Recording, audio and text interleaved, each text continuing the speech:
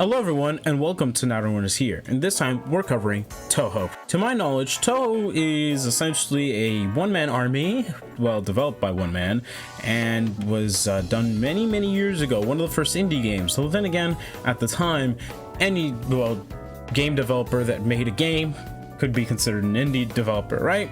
But still, it was huge, it was made by one person, and it's pretty popular in Japan. I wouldn't call it Dragon Quest levels of popular, but it is pretty well known. And similarly to Dragon Quest, it has a very niche audience here in America. At least Dragon Quest has been picking up steam in the West, though the same cannot be said for Touhou. It is still very niche. Touhou in itself is a bullet hell game, and bullet hell games are not my cup of tea personally, because even though I like a challenge, I just can't stand the clutter in the screen. I get lost and distracted way too easily and just sort of lose myself in the whole mess that's going on before my very eyes. And so because of my lack of knowledge of Touhou, I just want to say that I wanted to cover Touhou for a while now, purely because I feel like it's a franchise worth discussing in this sort of vein. And that is, should a franchise, third party in particular, be represented regardless of popularity? While I may say yes, generally when it comes to Smash speculation, people are babies and only want what they want. And when it comes to Touhou, I'm most certain that people will say no to this despite never have playing a Touhou game in their entire lives. It's just always strange to me that people will argue against franchises that they have no knowledge about. Now, I'm sitting here telling you I have no knowledge about this franchise, but I'm not going to sit here and smear it because I know nothing about it, but instead rather encouraging that you try out the games yourself if you may find interest in them. They are difficult, but that's kind of true to any bullet hell.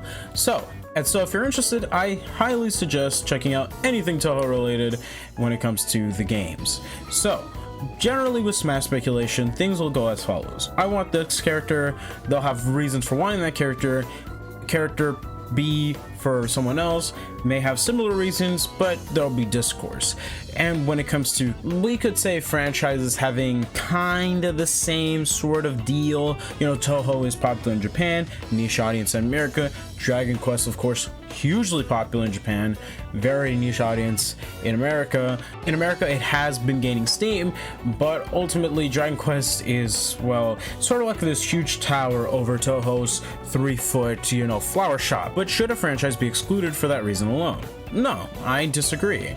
Generally, I feel that franchises like Touhou, these games with very niche audiences and, you know, people that are very passionate about these games, is that you may find a reason to try something new.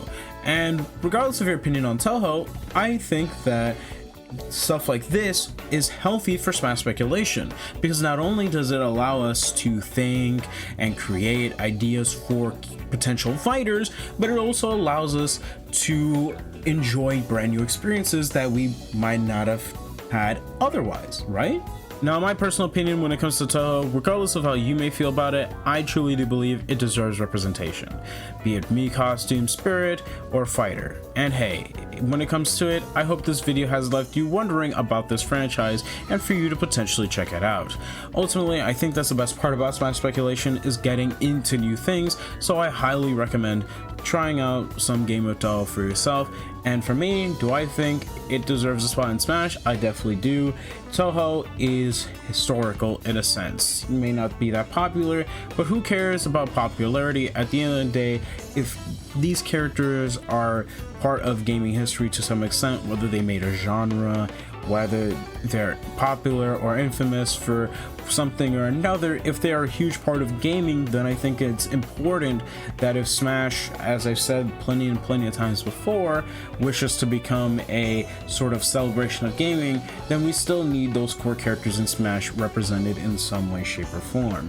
Whether or not you agree with me on that, I mean, that's perfectly up to you, but for me, I just wouldn't feel, clean knowing that Smash doesn't represent as much as possible to its fullest extent. Maybe that's just my opinion, and I know it'd be really hard, but at the same time, I mean, that's a pretty bold statement. Please be sure to check out the entirety of Not Everyone Is Here. A lot of those older videos are lazily made compared to these previous 5, but I still hope that you can at least see a franchise and be like, hey, I've never seen this franchise before. Is it something I might be interested in? Who knows?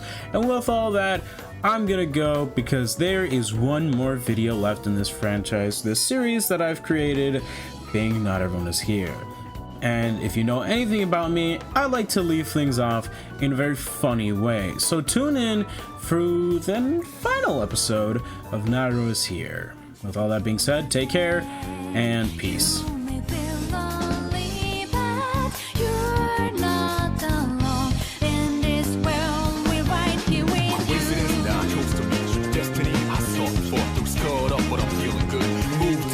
Coming through, partner, we can do this right. You're the fire, I'm the wind tonight. Burning dread, haha, that's right.